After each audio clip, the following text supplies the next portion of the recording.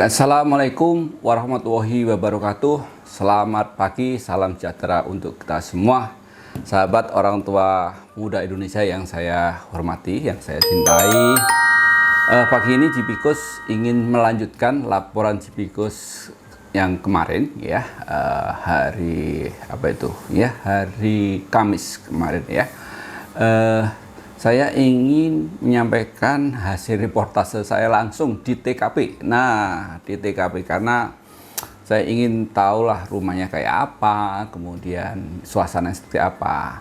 Tapi sebelum saya masuk ke sana, saya ingin cerita kepada Anda ya. Saya ingin, memang ya di Indonesia ini luar biasa. Maka kata YouTuber di luar negeri, kalau nggak salah di mana Jepang atau ya, bahwa YouTuber Indonesia itu sangat sadis gitu ya terkait dengan apa isi-isi di medsos ya. Ini salah satu contoh komentar-komentar yang menurut saya semestinya tidak perlu ya, kalau sampai memang belum tahu latar belakangnya, tapi ya yang namanya kejadian itu ya sepertinya seperti itu. Tapi langsung ada judgement yang luar biasa, saya kira menarik untuk kita baca ya, kita teman-teman ya. Ini ada dari beberapa portal gitu ya, saya ambil segini contohnya begini. Hukum di negara ini aneh ya, bunuh anak sesuai undang-undang 15 tahun penjara ditambah hubungan keluarga, lalu dia ada KDRT kedua yaitu menganiaya istrinya, yang mana ada undang-undang sendiri dengan jumlah tahun. Tapi kenapa maksimal hanya 15 tahun padahal seharusnya 30 tahun penjara? Ini salah satu komentar ya, menarik. Saya senang baca komentarnya ini karena bukan senang ya, tapi ya cukup prihatin juga ya. Tapi ya untuk hiburan aja nih. Ya, ada juga bilang gini, monyet nih, saking gregetan gitu ya ini ya. Ada bilang iblis laknat. Waduh. Depok darurat kriminal bos, Pak Walikot ambil action dong gitu. Oke ya. Nah, orang ini sungguh kejam dan biadab. Nggak ada kata-kata yang bisa mewakili kemarahan kita. Dihukum mati pun masih terlalu ringan. Dihukum mati masih terlalu ringan. Luar biasa. Saking dongkolnya ini sih ya, para komentator di sebuah portal ya gitu ya. Yang ini kerja di Bapenda, yang gini kerja di Bapenda. Saya sama Aman dulu ingin kerja di sana, tapi nggak bisa. Padahal bakat, nilai dan sebagainya mumpuni. Ya maksudnya itu, kok dia masuk ke Bapenda? Oh gitu, bukan gua gitu. Intinya ke sana. Ya. Kemudian ada juga yang ngomong begini, iya ya kalau bener nyabu di rumah temen, kira-kira temennya tahu enggak ya, terus itu dapat sabu dari mana, beli dari mana, di depan kelurahan saya banyak sabu, yaitu sarapan bubur. Iya menarik juga ya, ada sarapan bubur sabu ya. Masih aja ngalahin anaknya. Anak perempuan masih SD, ya ampun bapak gitu ya. Calon ini disotomi rame-rame aja deh. Ya, 15 tahun ancamannya dan vonis mungkin 10 tahun. Wah, kenapa tidak hukuman seumur hidup? Wah, ini komentator yang lucu-lucu ya menurut saya. Tapi ya enak, perlu didengar juga. Setan berwujud manusia. Oh, kasihan setan disalahin. Kasihan setan kok disalahin manusia. Ntar setannya panggil pengacara loh. Oh, waduh. Ya, ini yang ya, menarik dari komentator itu. Loh, setannya kok dikambing hitamkan? Yang bejat itu kamu. Oh, maksudnya itu dia kan lihatnya ini setan itu pelakunya itu kamu setannya. Setan nggak salah, difitnah sungguh terlalu kok. Kalau setan bisa lapor, balik bisa kena lo. Pencemaran nama baik. Maksudnya itu setannya pencemaran nama baik ya. Oke. Hukum mati mestinya. Iblis, nyawa orang harusnya seumur hidup ingat loh, ini nyawa orang bukan binatang. Waduh, banyak banget terjadi pembunuhan tingkat tinggi melonjak di Indonesia. 80%, waduh, banyak nggak waras, weleh-weleh, gitu ya, akibat narkoba, ya, gitu. Begitu bahaya pengaruh narkoba pada kejiwaan seorang, ya, pada polisi, bandar narkoba sampai kepada bos besarnya, waduh, ya. Harga nyawa anaknya cuma dibayar 15 tahun penjara. Wah, biasa hukum di Indonesia ini nggak masuk di akal semua. Nah, korupsi dikorting, pemerkosa juga hukumannya diringan. Apalagi itu wacana kabar-kabar itu sampai sekarang belum terlaksana. Kilaf, gila lu. Waduh, iya. Ini menarik. Dajjal itu mah sudah kehilangan akal sehat, mungkin akibat mengkonsumsi barang-barang haram. Waduh, iya, sama-sama. Namanya rezeki, jangan banting dan cekek lagi ya. Pokoknya gini teman-teman, komentarnya luar biasa ya, seakan-akan menghakimi sendiri gitu ya. Udah, memang kalau nggak paham artinya ya itu hak sajalah.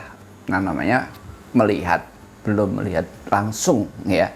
Nah, tadi pagi saya mencoba untuk mencari informasi yang sebetulnya apa sih yang terjadi gitu ya. Nah, tapi saya sebelum ke rumah, saya harapannya pengen lihat si istrinya yang teraniaya karena masih hidup ya, masih luka. Ternyata saya lihat di rumah sakit Medika tadi nggak ada.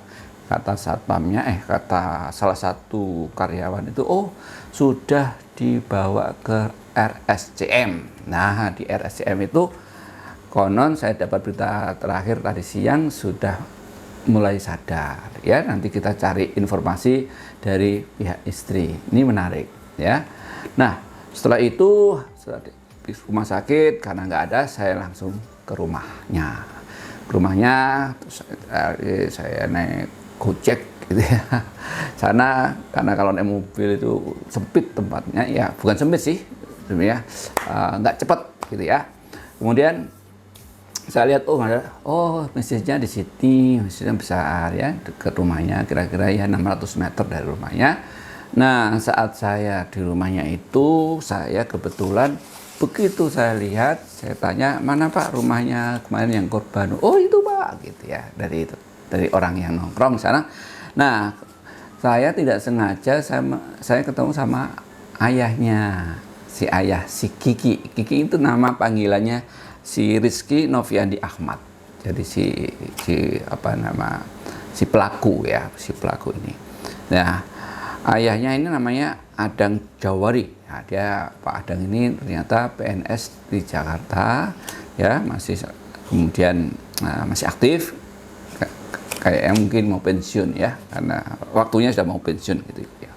Saya tanyakan kepada beliau, Pak, kira-kira apa sih yang membuat seperti ini gitu ya. Itu dia menjawab secara spontan, belum yang lain-lain. Itu dia begini, itu anak saya itu beberapa minggu atau bulan itu dia cerita ke saya kok melihat istri si Lala itu kayak musuh ya, musuh saya tuh Pak, bukan istri saya.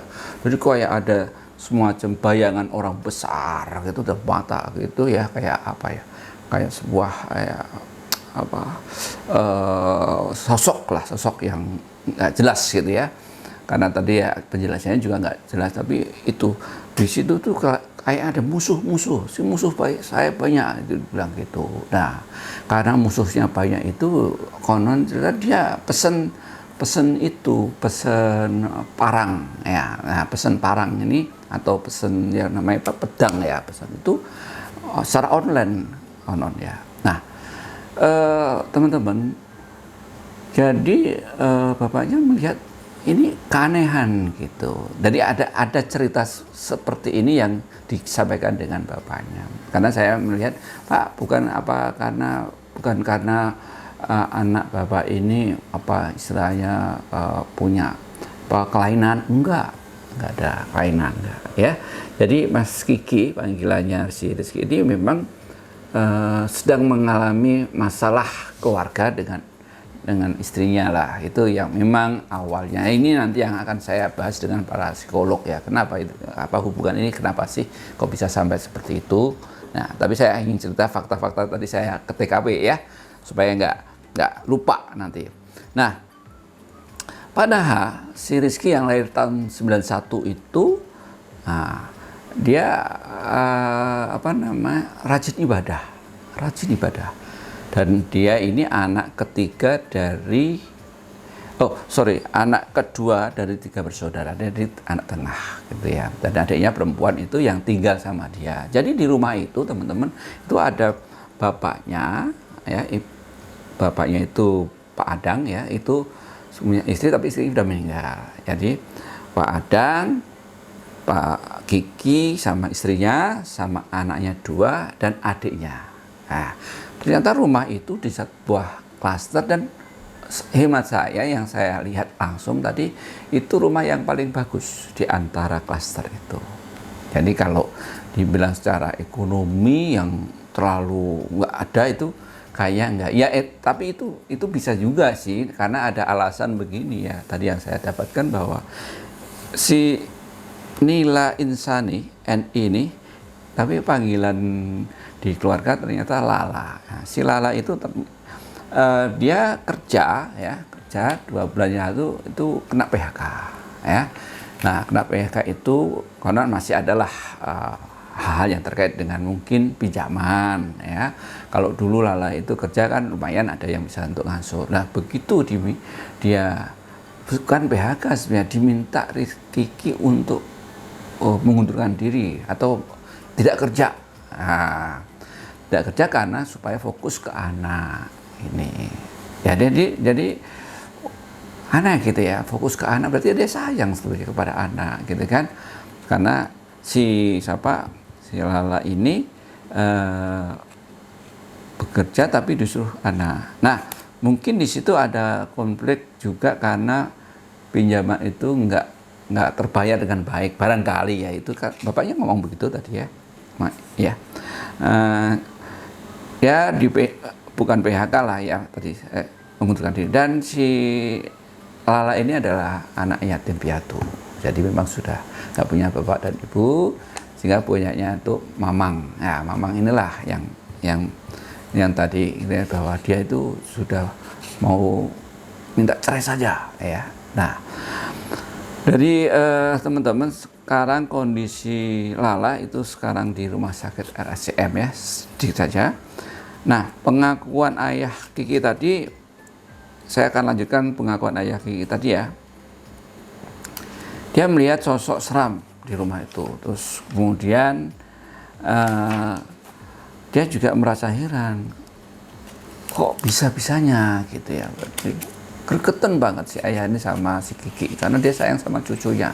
Ya betul-betul sayang banget, dia kehilangan, tapi gimana kehilangan cucu yang melakukan anaknya kandung sendiri gitu ya. Jadi dia terus pasrah, dah ini perjalanan dari Gusti Allah ya, tadi menyampaikan ke saya semuanya tak serahkan kepada Gusti Allah Pak ya. Apapun kalau nanti Kiki bebas atau ternyata ada kesempatan untuk tobat ya alhamdulillah gitu ya, untuk terbaik gitu ya.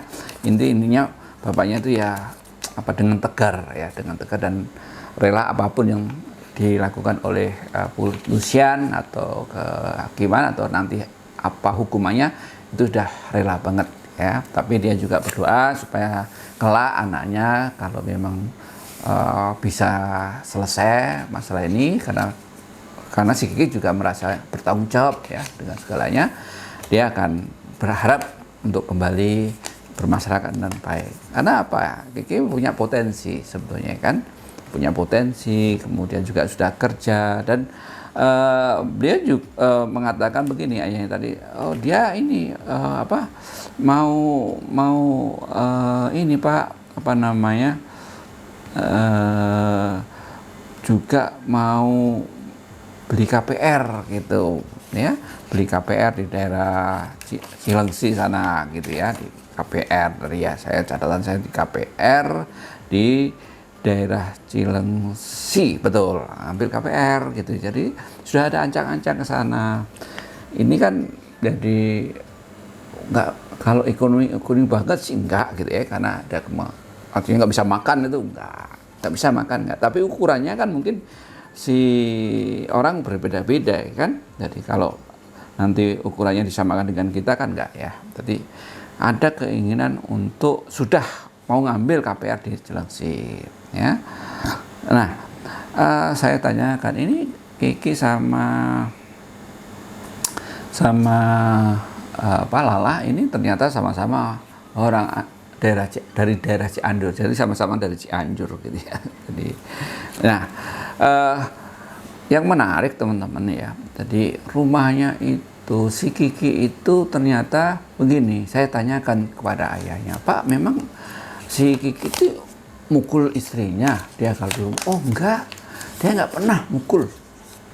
Yang saya tahu dia bukan mukul tapi merusak. Nah, jadi merusak apa, pintu tadi dilihatin ada pintu pagar ini tuh dipukul dia tuh, pok. Jadi kalau dalam arti psikologi dia termasuk submisif ya.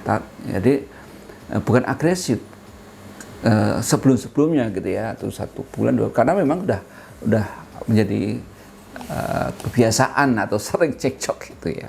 Nah, ini kan menjadi menarik karena orang yang submisif tiba-tiba mendapatkan energi untuk menjadi agresif. Ini bagaimana kemarin yang disampaikan Bu Sinta ya, nanti kita tanyakan Bu Sinta lagi. Bagaimana ini energi ini bisa begitu muncul spontan.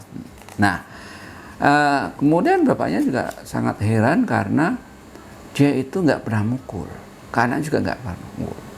Tapi kenapa tiba-tiba ada setan lewat di situ ya? Kita semua kan, si Kiki juga bilang setannya udah saya bunuh gitu kan ya, tinggal satu itu ternyata adik kandungnya sendiri. Jadi adik kandungnya tinggal di kamar di atas gitu ya.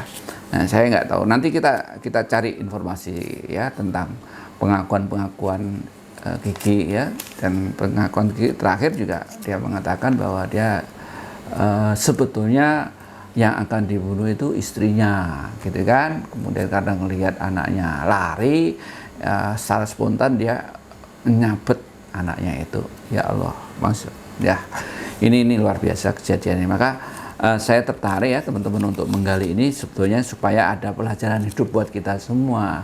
Hal yang sepele tapi ternyata membuahkan luar biasa kejadiannya. Dan Anda lihat sendiri, Kiki nangis ya di Polres, sampai sekarang dia juga merasa saya kesetanan, saya mohon maaf dan segalanya. Itu penyesalan lah, itu biasa ya setelah kejadiannya. Maka saya ingin melaporkan ke Anda semua bahwa hasil reportase saya tadi sementara itu ya teman-teman, dan saya akan mencoba menggali lebih jauh dari pihak si Lala ya. Ini menarik kalau nanti ada informasi, tapi karena Lala masih di rumah sakit, saya nggak bisa dapat informasi. Tapi kalau nanti toh ada informasi, saya akan sampaikan kepada Anda semuanya. Maka tune in terus ya ke channel saya ini. Oke, saya kira itu teman-teman ya. Apalagi yang kurang saya sampaikan ke Anda tadi, kira-kira itu. Tadi saya ketemu Pak RT-nya, ketemu ada wartawan ya, saya sampaikan. Dan nanti saya akan gali lagi yang menarik dari pihak Lalanya atau ibunya.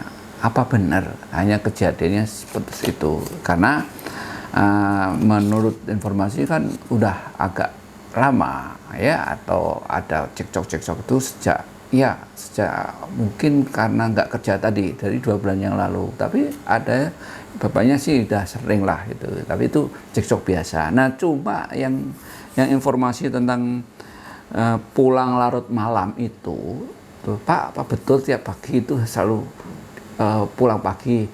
Nah, ini bapaknya mengklarifikasi sedikit lah bahwa Enggak sih, sebetulnya di rumah paling keluar itu nongkrong, nanti beli beli makanan ya biasa terus pulang gitu. Memang sudah tidak harmonis di sini ya.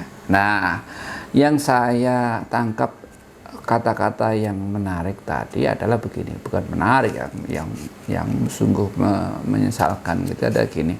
Jadi si istri itu minta pulang atau minta dibawa ke pamannya karena merasa sudah dicerai atau ditalak.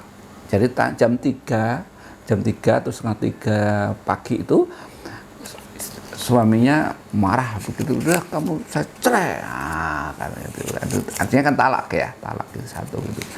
Maksudnya kan cerai baru talak 3 harusnya, ini baru talak 1 mungkin, saya nggak tahu. Tapi dari itu maka istrinya merasa dia sudah dicerai dan dia minta pulang.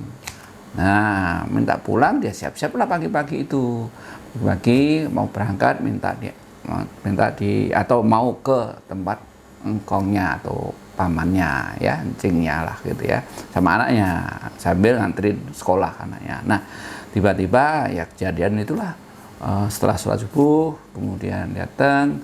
Nah, setelah spontan ternyata si Ricky itu pernah beli parang ya, pernah beli golok itu secara online. Golok itu disimpan di bawah meja ya, semuanya tahu barangkali itu ya. Itu apakah ini termasuk pembunuhan berencana saya nggak tahu, tapi rasa-rasanya sih enggak ya, tapi dia pernah beli itu ya. Nanti kita lihat proses hukumnya dan bagaimana pengakuan berikutnya, karena bukti-bukti sudah ada di kepolisian semua. Jadi saya tinggal monitor, nanti hasil monitor insya Allah saya akan sampaikan kepada semua. Itu kira-kira sahabat orang tua muda Indonesia yang saya hormati, dan sekali lagi ini sebuah pembelajaran hidup untuk kita semua ya, untuk Anda dan semua. Jangan bagaimana persoalan kalau seperti ini. Nah, nanti kita akan tanyakan kepada psikolog kita, Ibu Mbak Sinta ya. Tapi di lain kesempatan atau ya paling tidak 1-2 hari ini akan saya tanyakan ke Mbak Sinta. Maka itu terima kasih atas dukungan Anda, dan saya berharap Anda membantu saya untuk sharing channel saya ini, karena saya dengan channel yang saya cari channel ini harus bermutu ya, berkualitas ya. Ya, dari sisi mana? Dari tidak hanya menyampaikan hal yang serem-serem atau yang lucu-lucu ya, tapi ada ilmunya. Nah, ilmunya bagaimana mengelola anak dengan baik, bagaimana mengelola hubungan Anda dengan suami dan istri dengan baik, bagaimana kita menghadapi situasi yang mengancam keluarga kita ya. Pokok hal-hal terkait dengan psikologi, karena saya sendiri juga pernah mengambil sekolah di psikologi, jadi sedikit-sedikit paham lah ya, paham, dan saya banyak referensi. Dan kali ini saya punya teman yang mau saya ajak berkolaborasi untuk menyampaikan ke publik tentang hal-hal yang terkait dengan masalah psikologis yang dihadapi oleh ibu-ibu muda. Demikian sahabat, mudah-mudahan Anda berkenan untuk selalu tune in di channel saya, dan jangan lupa subscribe dan like, dan tentunya bantu share ya. Oke, terima kasih. Assalamualaikum warahmatullahi wabarakatuh. Sukses untuk Anda, dan saya doakan Anda menjadi keluarga yang bahagia dan sukses untuk keluarga Anda. Terima kasih.